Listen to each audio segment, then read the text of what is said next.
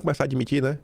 E Flávio sempre foi um candidato viável, que será o nosso presidente, que é o melhor caminho a ser adotado, e não é mais momento de ficar em cima do muro, bancando um isentão, de tititi, de ficar condicionando apoio, né? Condicionando motivos e regras pra ter apoio ou não. Não, irmão, a gente não tem mais tempo pra perder, não. E sem apoio do senhor Nicolas, sem apoio da Michele Bolsonaro, sem apoio do Tarcísio, sem apoio da turminha cheirosinha da direita, Flávio está liderando.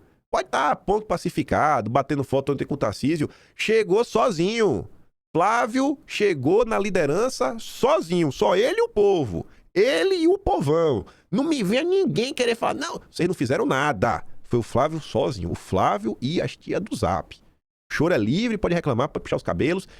Foi o Flávio com as tias do Zap. É porque os canais da direita, os influenciadores, não tem alcance quase nenhum. Foi o Flávio com o povão que gosta do Jair. E tá ali, ó. Flávio cresce, aparece numericamente frente ao Lula. Lula 43,8 e o Flávio 44,4. Choro é livre. O povão que gosta do Jair, que confia no Jair, que vê, cara, é por aqui que a gente vai. Tá ali, ó. O mesmo povão que elegeu o Jair em 2018, o mesmo povão ignorante, né, como diz o Vanildo, povão ignorante, e quase reelegeu o Jair em 2022, não fosse toda a máquina de destruição e perseguição que colocaram contra o Jair, fora outras coisas, né, que não cabe a mim ficar falando, que eu não quero criar confusão, mais do que eu já tenho. Tá aí. Edson comendo, né, Sidônio vai acordar com alguém berrando no seu ouvido. Pois é, Edson. Aí temos uma sequência. Eu vou dar primeiro no Breno Altman, depois vou ler o que a Tsuki escreve. A Tsuki tenta explicar pra Breno Altman o que tá acontecendo. Mas você vê. Ele até vai tentar fazer uma análise honesta. Mas falta muito ainda pro Breno Altman. Falta muito pra ele entender as dúvidas que ainda persistem em seu coração. Eu não tenho dúvidas de que a pesquisa da Atlas Intel, embora ela possa trazer desequilíbrios pela questão metodológica que eu me referi, ela retrata um mau momento do presidente Lula. E um momento prodigioso de Flávio Bolsonaro. É impressionante a resiliência de votos de Jair Bolsonaro. É impressionante, é algo incomparável. Uma rapidez absurda, estando preso, condenado, ele transferiu votos para um poste. Sim. Ele transferiu todos os seus votos para um poste. Isso demonstra liderança de Jair Bolsonaro? Em parte sim, mas demonstra uma outra coisa que é o que mais me preocupa. Demonstra a unidade político-ideológica da direita brasileira e a densidade político-ideológica da direita brasileira. A direita brasileira sabe que é o inimigo, o seu inimigo, ela se orienta unitariamente, ela tem uma liderança reconhecida e ela está extremamente politizada. A extrema-direita politizou a sua base. É mesmo, é? E a esquerda paga um preço por não ter feito o mesmo com a sua própria base. A identidade de esquerda no Brasil tem se esmaecido. A esquerda ser hoje no Brasil... claro, a esquerda é o anti-bolsonarismo, mas esse é o principal elemento de identidade da esquerda brasileira hoje, é contra quem ela se contrapõe. Isso é muito importante. Eu acho que ele tá até superestimando a direita. Em ter uma agenda, né, e tudo mais, e como se fosse um grande blocão. Mas isso mostra um pouco do fracasso do lado de lá. E você viu, a gente tá aqui. Não temos ainda um plano. Estamos sempre batendo na tecla. Olha, pessoal, existem várias direitas, existem vários caminhos, melhores e piores, nem todos passam por Bolsonaro. Mas a gente começa a deixar claro, né? Pelo menos começa a cobrar, as pessoas começam a cobrar que as pessoas realmente se posicionam pelo menos a isso. Sabe, e aí, tu não tá com o Jair, velho, de coração. Vamos jogar limpo. Mas ele tá falando, cara, o ser de esquerda hoje no Brasil é só ser antibolsonarista. E ser de direita hoje é ser antipetista. Só que isso também não significa muita coisa. Já o cara que bate no peito e fala, eu sou bolsonarista, é o povão mesmo que não tem vergonha, não tem medo de ser feliz. Tem medo de ser feliz. Ao longo dos anos aí vocês viram vários jornalistas, né? Não, eu sou direita, mas eu não concordo 100% com o Bolsonaro. O pessoal adora falar isso, né? Tu pega aí nos últimos 10 anos, todo mundo de direita ia dar entrevistazinha. Não, eu sou direita, mas não concordo com o Bolsonaro. Aquela questão de se colocar acima do bem e do mal. Ai, mano, nunca... Se teve uma coisa que graças a Deus eu nunca fiz, foi renegar o velho aí, viu? Isso aí eu tenho orgulho. Falar, velho, disso daí ninguém vai me falar um ai. Mas eu ia no lugar, tô aqui mesmo. Quase um porta-voz do Bolsonaro e vamos nessa. E é isso, cara. Esse que é o grande ponto. A força do bolsonarismo é imparável. Se eu que eu sou moderado, eu já gosto do Jair. Imagina quem mata e morre, chora e sofre junto. Aí o cara acha que o que vai lá, prende lá o Bolsonaro, prende lá que tá resolvendo, vamos prender. Ele vai prender, já vai ficar incomunicável e o pessoal vai transferir o voto pra alguém, vão abandonar essas ideias. Não entendeu ainda. Ele ainda não entendeu o que está acontecendo. E isso é porque o povo se politizou. O povo entendeu o que está acontecendo. Bolsonaro veio aí para fazer com que as pessoas aprendessem o nome dos ministros, de onde eles vieram. Olha, se você pegar aí qualquer pessoa de direita, isso é uma coisa que eu aposto. Se você perguntar para ela o seguinte, podia me falar de onde um desses ministros veio? Talvez ela saiba citar o passado de 3 ministros do Supremo. Isso não significa que ela é uma mestre de análise política, mas mostra que ela já está um pouco mais interessada e a população comum. Os bolsonaristas sabem sobre isso. Os bolsonaristas hoje, diversos, têm uma compreensão de como funciona o parlamento. Sabe o que é a Câmara, sabe o que é o Senado.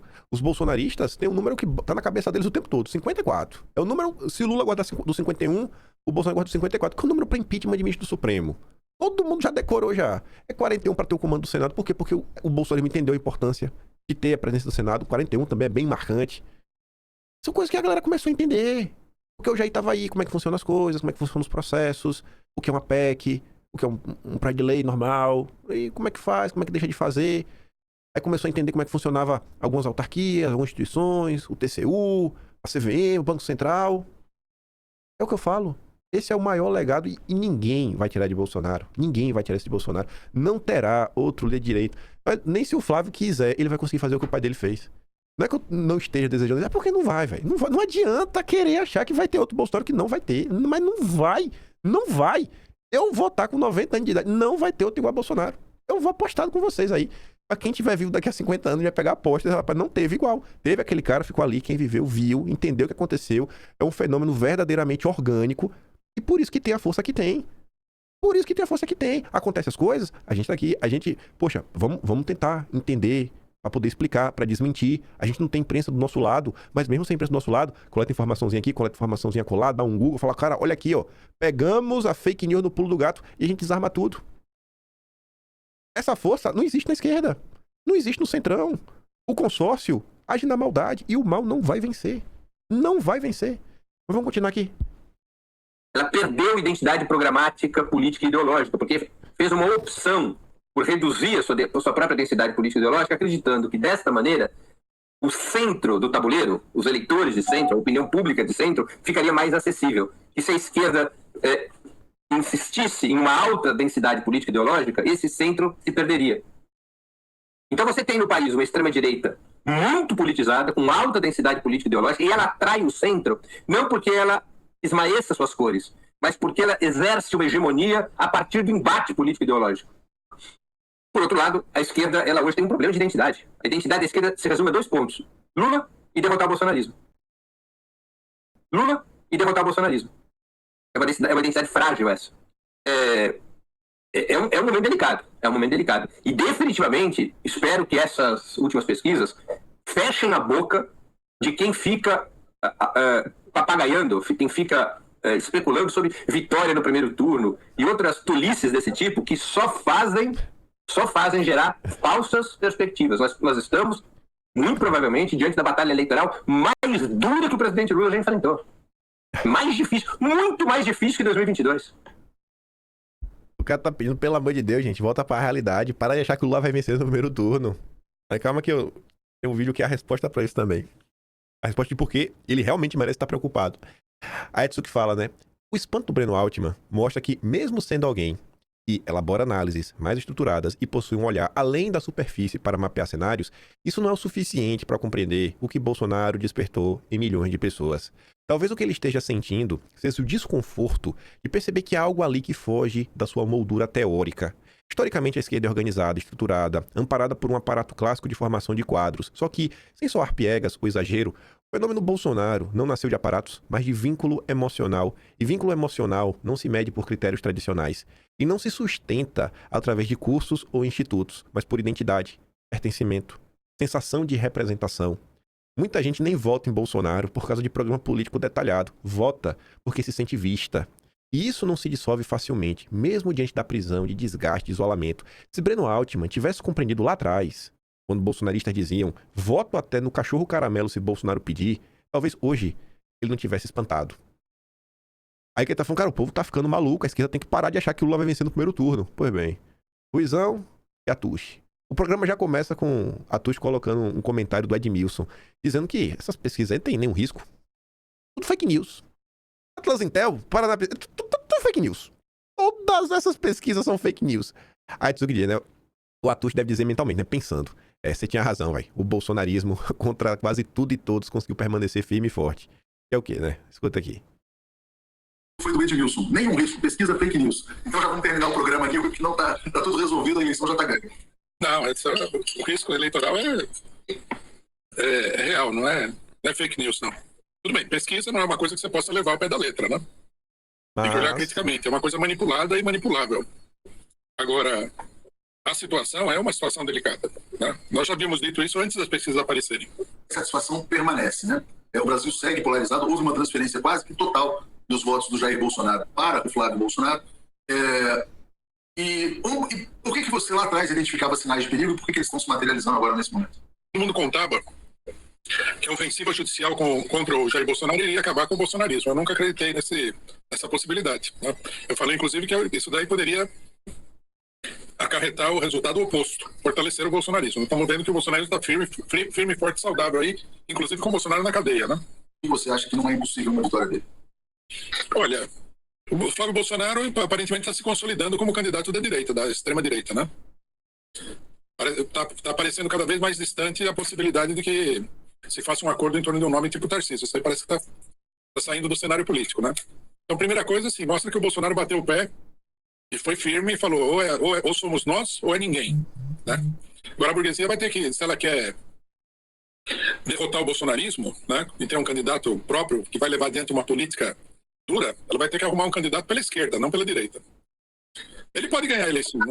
A pessoa falou, o candidato ideal não vai ganhar nunca. Ele pode ganhar a eleição, o bolsonarismo é forte. O pessoal vive num mundo de fantasia, não sabe avaliar exatamente a relação de forças.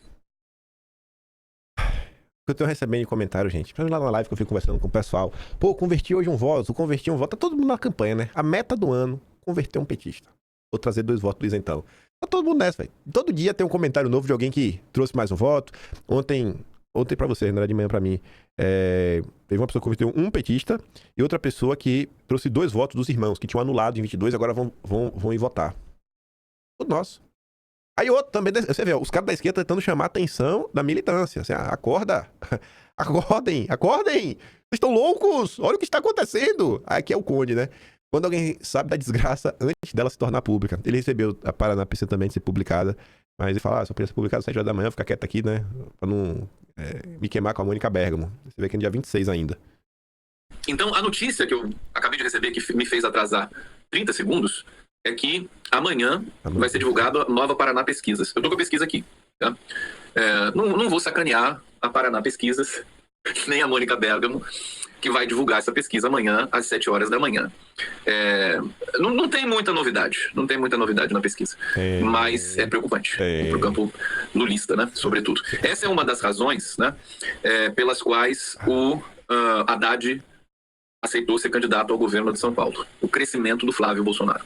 O crescimento do Flávio Bolsonaro joga por terra, enfim, toda a programação soberba, salto alto, né, celebração, festividade, cirandeirismo do PT e do governo, porque joga por terra a possibilidade de ficar mais 4 anos, de nomear mais milhares de cargos, de confiança, né? É muita coisa envolvida, né? Muita coisa envolvida. E o Fernando Haddad entendeu isso.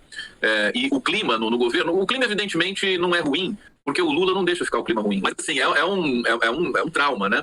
Porque no segundo turno, as forças antilulistas, elas se unem. Então fica super difícil no segundo turno. Bom, mas o que está desenhado nessa pesquisa, que vai ser divulgada daqui a pouco, né? Em algumas horas, é que o Lula perdeu espaço fatal. Tudo é tão acirrado, tudo é tão cirúrgico, que os erros mais, né, comezinhos e pequenos, eles acabam acarretando uma tensão muito grande, né, na campanha das pesquisas. Fica muito evidente de que vai ser uma eleição dificílima, né? Todo mundo já falando, vai ser no Photoshop, né? Vai ser, assim, os momentos finais.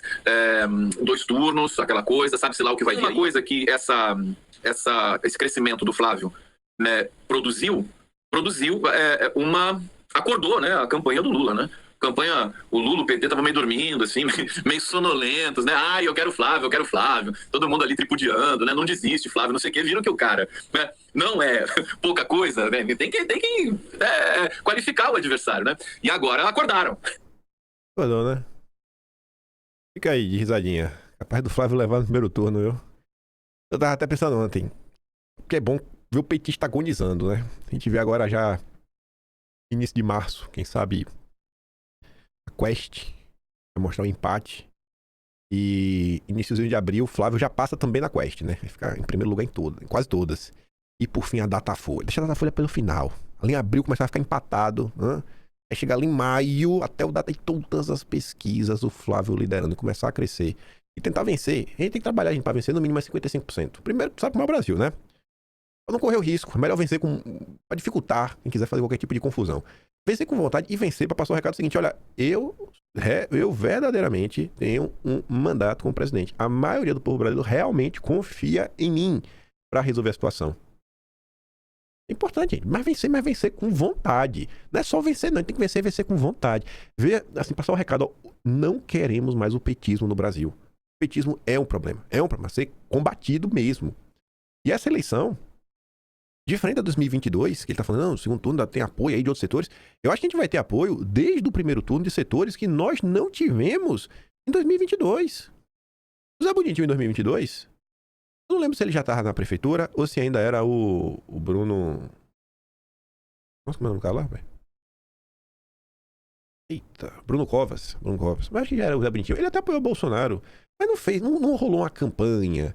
A gente não tinha o governo de São Paulo chegando junto. O Rodrigo Garcia não chegou junto. Pra ir lá, não, vamos fazer de campanha pro Bolsonaro, para ter mais votos. Tanto que teve uma redução na votação no Sudeste, né, em Bolsonaro em relação a 2018, e teve um crescimentozinho no Nordeste. Eu tenho pra mim que a gente vai chegar em 2022. Vai ter um crescimento ainda maior no Nordeste. Vai ser a melhor votação da história da direita brasileira no Nordeste. E a gente vai ter uma votação melhor do que 2018 no Sudeste. Vai fazer barba, cabelo e bigode. Quer dizer, eu não acho que a gente vai levar a presença da Câmara. Isso eu acho mais difícil.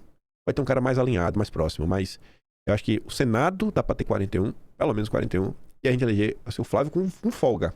E você vê o Zé Bonitinho, que não é bolsonarista, não é nada. Estava ontem na Lespe. Fizeram uma homenagem pro Valdemar. Ai, eu não consigo compreender, né? Que homenagem o Valdemar merecia. Mas em seu discurso, o Zé Bonitinho podia ter feito uma fala protocolar. E quando você vê um cara que não é bolsonarista, tá muito mais próximo do Centrão, e está no MDB, que em tese é um partido que deve ficar neutro, porque tem a do Nordeste que é petista, e ela do Sudeste que é mais à direita, poxa, a maior capital do país, eu acho que a população da cidade de São Paulo são mais de 16 milhões de pessoas. Tem mais gente em São Paulo do que em diversos estados, gente. Você tem um prefeito alinhado, por ter agora o Tarcísio com a máquina na mão, rapaz, tem que fazer tudo possível. Não é pra vencer com 51%, 49%, não é 51%, 49%. É pra vencer no mínimo com 55% dos votos. Vai ver aqui o Zé Bonitinho, ó. Mas cumprimentar aqui, mesmo não estando neste momento aqui, o Tarcísio que teve que sair, mas eu queria de uma forma simbólica também cumprimentar aqui outras duas pessoas, Jair Bolsonaro e Eduardo Bolsonaro, que não estão aqui só porque não deixaram estar, mas do teu trabalho, Valdemar, e do Flávio, e do Rogério Marinho, que tem um papel fundamental ao seu lado, isso pode mudar. As pessoas de bem, que não devem nada, vão poder estar onde elas quiserem estar. As pessoas de bem vão poder voltar ao Brasil. E as que estão presas no Brasil vão poder ter sua liberdade de volta. Tá na mão do Flávio. E o Flávio vai fazer isso daí.